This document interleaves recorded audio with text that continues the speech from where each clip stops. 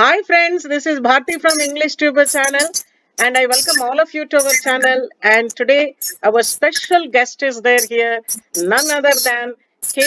Ashwini from Jayanagram district, who got 150 out of 150 marks in the teacher eligibility test, and a role model really, and I'm feeling highly privileged to have her in our channel today to interact with you.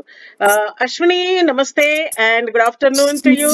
And I'm very happy to talk to you today after a Thank big, you. discussions went on. And even then, finally, you are here. Love you, darling. Really, love you, girl. And please introduce yourself and your journey. And Tet, how did you prepare?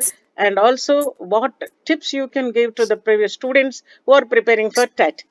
My dear Ashwini, please welcome you once again. Okay ma'am, నా పేరు cone Ashwini. మా నాన్నగారి పేరు శంకర్రావు, అమ్మగారి పేరు వెంకటలక్ష్మి. నాన్నగారు auto driver, అమ్మ ఇంటి హౌస్ వైఫ్ అన్నమాట. మా అమ్మ వాళ్ళ ఫ్యామిలీలో ఎడ్యుకేషన్ పర్సన్స్ ఉన్నారు, జాబ్ హోల్డర్స్ ఉన్నారు. కానీ నాన్న వాళ్ళ సైడ్ లో అసలు ఎడ్యుకేషన్ లేదు వాళ్ళకి. అంటే ఎడ్యుకేషన్ లేదు, సో గవర్నమెంట్ జాబ్ అన్న మాటే వాళ్ళకి ఏమీ లేదు. అయితే ఫస్ట్ నుంచి మా నాన్నగారికి వాళ్ళ ఫ్యామిలీలో మమ్మల్ని బాగా చదివించాలని, జాబ్ కొడితే మా చెల్లి ద్వారా కానీ నా ద్వారా కానీ జాబ్ ఎవరో ఒకరికి గవర్నమెంట్ జాబ్ రావాలని ఫస్ట్ నుంచి నాన్న కుట్టేది. సో అలాగే నా 4th క్లాస్ లో ఉన్నప్పుడు జిల్లా స్థాయిలో ఇది పెట్టే కాంపిటీషన్, క్విజ్ కాంపిటీషన్ అయినప్పుడు నాకు 3rd ప్లేస్ వచ్చింది. అప్పటి నుంచి నాన్నకి నన్ను చదివించాలి, అంటే చదివించవచ్చు, మంచి మార్క్స్ వస్తాయి అన్న ఇంట్రెస్ట్ అప్పటి నుంచి వచ్చింది నాన్నకి. తర్వాత 10th లో కూడా మంచి మార్క్స్ వచ్చాయి, ఇంటర్ మంచి మార్క్స్ రావడం. తర్వాత వినెక్స్ సార్, మా కోచింగ్ సెంటర్ సార్ వాళ్ళు మా ఇంటికి వచ్చారు. ఇలాగ డైట్ చేయించండి, బాగుంటుంది, లేడీస్ కి సెక్యూర్ గా ఉంటుంది, టీచర్ జాబ్ అనేది నిజంగా చాలా బాగుంటుంది, చాలా రెస్పెక్ట్ ఉంటుంది. ఏ జాబ్ కి ఆ రెస్పెక్ట్ ఉండదు. ఎన్ని లాక్స్ వచ్చినా, ఎన్ని థౌసండ్స్ వచ్చినా ఆ శాలరీలో ఎంత శాలరీ రాని ఆ రెస్పెక్ట్ అయితే టీచర్ జాబ్ ఉన్న రెస్పెక్ట్ దేనికి ఉండదు. సో జాయిన్ అయ్యాము. డైట్ లో కూడా మంచి ర్యాంక్ వచ్చింది, గవర్నమెంట్ సీట్ వచ్చింది డైట్ లో కూడా. తర్వాత డైట్ అయిపోయింది, మళ్ళీ కోచింగ్ స్టార్ట్ చేసాము వినెక్స్ కోచింగ్ సెంటర్ లోనే. తర్వాత 0.5 మార్క్స్ తోటి ఫస్ట్ డిఎస్సి క్యాన్సిల్ అయింది నాకు. తర్వాత మళ్ళీ ఆపలేదు, మళ్ళీ వినెక్స్ ఆపలేదు. చదవండి, మళ్ళీ పోస్ట్ చేస్తారు, లాంగ్ టైం ఉండాలి, లాంగ్ టైం ఉంటేనే మీరు మార్క్స్ గెయిన్ చేయగలరు అని చెప్పారు. అలాగే ఉన్నాము. ఫస్ట్ డెట్ రాసేటప్పుడు 147.67 వచ్చాయి మార్క్స్ 150కి. తర్వాత మళ్ళీ సెకండ్ డేట్ పెట్టారు జగన్ గారి నేతృత్వంలో, మళ్ళీ 146 వచ్చాయి మార్క్స్. నెక్స్ట్ ఇప్పుడు ఫైనల్ డెట్ లోని 150 అవుట్ ఆఫ్ 150 వచ్చాయి. చాలా హ్యాపీగా ఉంది. అంటే అచీవ్ చేయలేము ఆ 150 మార్క్స్, చాలా పర్వతం అంత హైట్ ఉంటాయి అని అనుకున్నప్పుడు 150కి 150 రావడం నిజంగా చాలా గ్రేట్ గా ఫీల్ అవుతుంది. చాలా మంచి మార్క్స్ వచ్చాయి. మరి నీకు 150 రావాలంటే మీరు ఎంతో కృషి చేసి ఉండాలి. కష్టం అని అంటున్నారు కదా, కష్టమే. నేను కూడా ఐ థింక్ ఇంపాసిబుల్ ని మీరు పాసిబుల్ చేశారు. అంటే మనిషి సాధన చేస్తే, అనుకుంటే ఏది కూడా కష్టం కాదు అని మీరు నిరూపించారు. అచీవ్మెంట్ అశ్విని. మీరు ఇప్పుడు ప్రిపేర్ అయ్యే వాళ్ళకి, ఇంకా ముందు కూడా ప్రిపేర్ అయ్యే వాళ్ళకి ఏం టిప్స్ ఇవ్వదలుచుకున్నారు? అంటే మీరు ఎంతో కష్టించారు, సబ్జెక్ట్ వైజ్ మీరు ఎలా చదివారు, వాళ్ళకి ఎలాంటి టిప్స్ ఇవ్వదలుచుకున్నారు? ఒక్కసారి kindly I'm requesting you, so please give some tips for them. Okay, అంటే నేను స్టార్టింగ్ ఫస్ట్ డిఎస్సి చేసేటప్పుడు మేము చేసిన మిస్టేక్ అంటే ఏదైనా మెటీరియల్ తీసుకొని చదువుదాం. అంటే టెక్స్ట్ బుక్స్ అనగానే మనకి ఇంత లిస్ట్ కనిపిస్తుంది. టెక్స్ట్ బుక్స్ మెటీరియల్ అయితే షార్ట్ అయిపోతుంది. సో మెటీరియల్ చదివేసి అన్ని చదివేసినట్టు అయిపోతుంది అని అప్పుడు మెటీరియల్ ఫాలో అయ్యేవాళ్ళం. కానీ వారు ఇచ్చిన ప్యాటర్న్ ఏంటంటే మనం చెప్పబోయేది సబ్జెక్ట్, టెక్స్ట్ బుక్ లో ఉన్న సబ్జెక్ట్ మనం పిల్లలకు చెప్తున్నాం. సో మనకి టెక్స్ట్ బుక్ మీద కమాండ్ రావాలి, ఎవరో రాసిన మెటీరియల్స్ మీద కావాలి. సో మన టెక్స్ట్ బుక్స్ మీద ఎక్కువ కాన్సన్ట్రేట్ చేసి బిట్స్ అలా ఇచ్చేవారు. మేము మెటీరియల్ చదివి వే చేసి టెక్స్ట్ బుక్ లో చేయలేకపోయాం. సో అదే నేను మిస్టేక్ చేశాను, అంటే ఫస్ట్ డిఎస్సి పోయింది. ఆ మిస్టేక్ తెలిసింది. Text book line to line బట్టి పట్టాలంటే డెఫినెట్లీ లైన్ టు లైన్ బట్టి పట్టాలి మేడం. అది ముందు బట్టి పట్టడం అని ఎందుకంటే ఫస్ట్ అది ముందు చదివితేనే దాంట్లో లోతు ఎంత ఉంది. ముందు నేను టెక్స్ట్ బుక్స్ చూసినప్పుడు ఏమనుకునే వాళ్ళం అంటే టెక్స్ట్ బుక్ లో ఏం మ్యాటర్ ఇవ్వలేదు, అన్ని క్వశ్చన్స్ మీరే కనుక్కోండి అనేది ఇంట్లో ఇచ్చేసారు, మ్యాటర్ ఏం లేదు, ఏం చదువుతాం, ఓల్డ్ టెక్స్ట్ బుక్స్ బాగుండేవి అనుకునేవారు.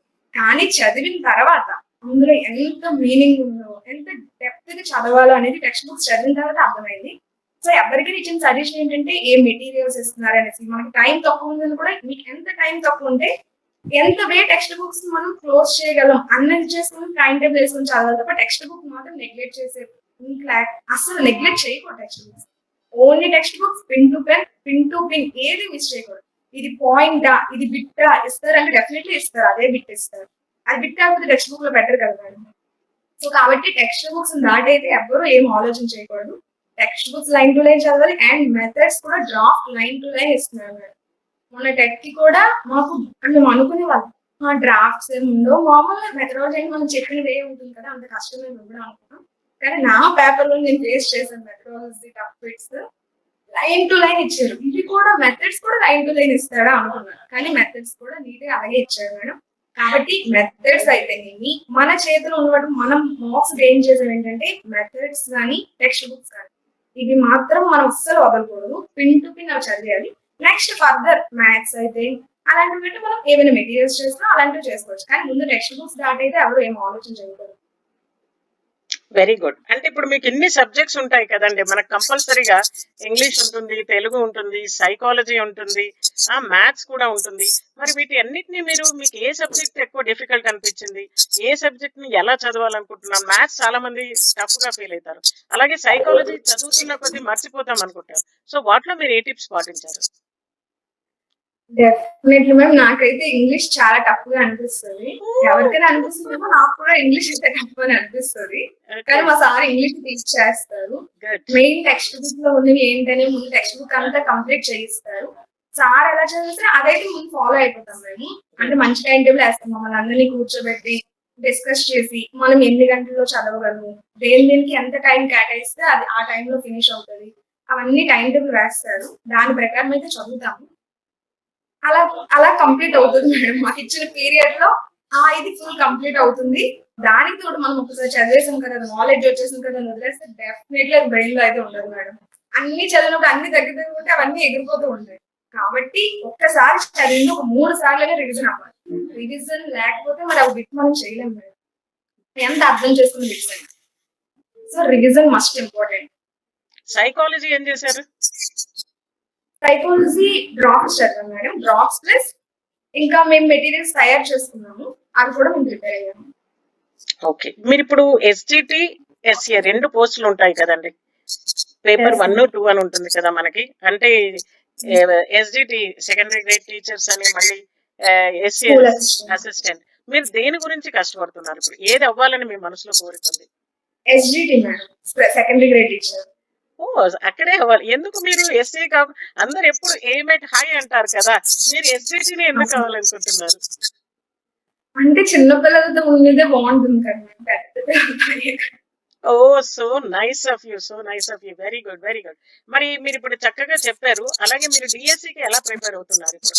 మొత్తం అసలు పడుకుంటున్నారా లేదా రోజంతా అలాగే చదివేస్తున్నారా? లేదు మేడం, ఫస్ట్ టెట్ కి మేము చాలా బాగా ప్రిపేర్ అయ్యాము. టెట్ లాగే డిఎస్సి కూడా అలాగే ప్రిపేర్ అవుదాం అనుకుంటున్నాను. స్పెషల్ వేరే ఇదేం కాదు, కాకపోతే టెట్ లో కొంత సబ్జెక్ట్ తక్కువ ఉంటుంది, డిఎస్సి ఇంకా యాడింగ్స్ ఉంటాయి. సో కాబట్టి ఈ ఫస్ట్ చదివి రివిజన్ చేసుకొని ఈ యాడింగ్స్ కూడా ఒక 2-3 సార్లు రివిజన్ చేసుకుని విజెస్ కూడా అవుతాయి మేడం. Very good. మరి ఇప్పుడు సబ్జెక్ట్ క్విజ్ అవుతుంది. Yeah, GK and current affairs 2 added subjects కదండి ఇక్కడ. అవును మేడం. వాటికి ఎలా ప్రిపేర్ అవుతున్నారు? అంటే మాకు డైలీ టైం టేబుల్ లో GK current affairs time table 2 hours ఉంటుంది మేడం. ఆ 2 hours డెఫినెట్లీ మేము జీకే కరెంట్ అఫైర్స్ డిస్కస్ చేసుకుంటాము. అంటే ఒక టాపిక్ తీసుకుని ప్రెసెంట్ కరెంట్ సిచ్యువేషన్ ఏంటుంది, దాని జీకే ఏముంది అవన్నీ చూసుకొని డిస్కషన్ మోడ్ లో అవుతుంది మేడం. ఇక్కడ మేము ఒక 10-15 మెంబర్స్ ఉన్నాము. మా అందరికీ ఆల్మోస్ట్ ఈక్వల్ నాలెడ్జ్, అందరం అబౌవ్ 140 అబౌవ్ లోనే ఉన్నాం మేడం. మేమందరం నీట్ గా ఇవి వేసుకుని సార్ కొన్ని టాపిక్స్ ఇస్తారు, ఆ టాపిక్స్ లోని మేము డిస్కషన్ చేసుకుంటాం మేడం. ఈ రోజు దానికి కరెంట్ అఫైర్ ఏముంది అవన్నీ చేయడం వల్ల డిస్కషన్ వల్ల మాకు బాగా గుర్తుంటుంది మేడం. అంటే మీరు ఇండివిజువల్ గా కూర్చొని చదువుకోవడానికన్నా కూడా గ్రూప్ స్టడీ చేస్తే బాగుంటుంది అని చెప్తారా? దాని వల్ల బెనిఫిట్ ఇండివిజువల్ అంటే మన నాలెడ్జ్ మనకే ఉంటుంది మేడం. మనం ఏది రైట్ అనుకుంటే అదే రైట్ అనుకుంటాం. గ్రూప్ డిస్కషన్స్ అయితే మనకన్నా నాలెడ్జ్, మనకి ప్రతి సబ్జెక్ట్ లో ఒకే నాలెడ్జ్ ఉండదు కదా. కొంతమంది మ్యాథ్స్ లో టాపర్ ఉండొచ్చు, కొంతమంది కరెంట్ అఫైర్స్ లో టాపర్ ఉండొచ్చు. ఎగ్జాక్ట్లీ. సో ఇండివిజువల్ గా నాకు ఒకవేళ మ్యాథ్స్ ఇష్టం ఉంది, మ్యాథ్స్ లో నాకు నాలెడ్జ్ ఉంది, కరెంట్ అఫైర్ నాకు నాలెడ్జ్ ఉండదని లేదు. గ్రూప్ లో అయితే అన్ని దాంట్లో నాలెడ్జ్ ఉన్న డిఫరెంట్ డిఫరెంట్ పర్సన్స్ ఉంటారు కాబట్టి వాళ్ళ నుంచి మనం కొన్ని వాళ్ళు ఎలా చదువుతారు ట్రిక్స్ తెలుసుకొని మనకి యూజ్ అవుతుంది. Very so group nice, discussions better. Very nice. ఇప్పుడు ఏ లెవెల్ బుక్స్ చదివారండి మీరు? టెట్ కి, ఎస్జిటికి, ఎస్ఏకి ఏ లెవెల్ బుక్స్ చదవాలి? క్లాసెస్ ఎక్కడి నుంచి ఎక్కడి వరకు అనుకున్నారు? అంటే మనకి టెట్ 8th వరకు అని ఇస్తాడు మేడం, కానీ ఎక్స్టెన్షన్ 9th 10th అని ఇస్తాడు. ఓకే. సో టెట్ కి మాకు 9th 10th కూడా టచ్ చేశాడు బిట్స్. మ్మ్. టెట్ కి అంటే తెలుగులో అయితేనేమి, సోషల్ సైన్సెస్ లో టచ్ చేయలేదు, కానీ తెలుగులో గ్రామర్ పరంగా 9th 10th వెళ్ళాడు. సో కాబట్టి డిఎస్సి టెట్ ఎలా ఉంటుందని, డిఎస్సి ఎలా ఉంటుందని టెట్ ఒక ట్రేజర్ లాగా వేశారు. ఎలా ఉంటుందో తెలిసిపోయింది, డిఎస్సి ఎలా వస్తుంది అనేది కొంత ఎక్స్పెక్ట్ చేయొచ్చు. సో దాని ప్రకారం నీట్ గా ఆ టెట్ పేపర్స్ ని క్యాలిక్యులేట్ చేసుకొని ఇంకా బాగా టైం టేబుల్ వేసుకోవాలి. అంటే ఇప్పుడు వేసిన టైం టేబుల్ ఆల్మోస్ట్ సరిపోతుంది మేడం. మేము ఎలాగో లైన్ టు లైన్ గా చదువుతాము, ఇంకా ఆ లైన్ టు లైన్ చదివి మళ్ళీ రివిజన్స్ చేసుకొని. అశ్విని, మీకు ఒక లాస్ట్ క్వశ్చన్ అండి. ఏంటంటే మీరు ఇప్పుడు అలా కూర్చొని చదువుతూ ఉంటామంటారు కదా, కొన్ని మరి ఒకటి ఇలా బట్టి కొట్టాలి అని అన్నారు ఇంతకు ముందు. ఒకటి బట్టి కొట్టడము, అండర్స్టాండ్ చేసుకొని చదవడము, ఏది బెటర్ అంటారు మీరు? బట్టి కొడితే వన్స్ యూ ఫర్గెట్, అది ఫర్గెట్ ఫర్ ఎవర్, ఇంకా మళ్ళీ గుర్తు చేసుకోవడం కష్టం. అంటే ఏది మంచిది అంటారు? అదే ఇదా? మీకు ఏది ఫ్రూట్ఫుల్? అండర్స్టాండ్ తో చదవడమే మంచిది. అంటే బట్టి మాత్రం ఏంటంటే అక్కడ ఉన్నది నీట్ గా చదువుకోవాలి. మన నాలెడ్జ్ ని అక్కడ అప్డేట్ చేసిన టెక్స్ట్ బుక్ లో తప్పించాడు, ఇది ఎలా ఉంది, ఇది రాంగ్ అన్న నోషన్ అయితే మాత్రం ఉండకూడదు. ఏదైనా మన టెక్స్ట్ బుక్ లో రైట్ ఆర్ రాంగ్ అదే ఇస్తాడు ఆన్సర్స్. మనం చెప్పామనేసి మనం ఆన్సర్ అయితే మార్చదు. అక్కడ ఇచ్చింది అర్థవంతంగానే చదవాలి మేడం. అంటే బట్టి అంటే అక్కడ ఉన్నది చదవండి అనేసి, మీ నోషన్ పక్కన పెట్టి అక్కడ ఉన్నది చదవండి. అంటే ఏం లేదు, నేను ఆడియన్సెస్ కి కొంచెం క్లారిటీ రావడానికి అడిగాను. లైన్ బై లైన్ అనుకున్నాం కదా మనం, లైన్ బై లైన్ చదివితే definitely. So Ashwini, I thank you very much.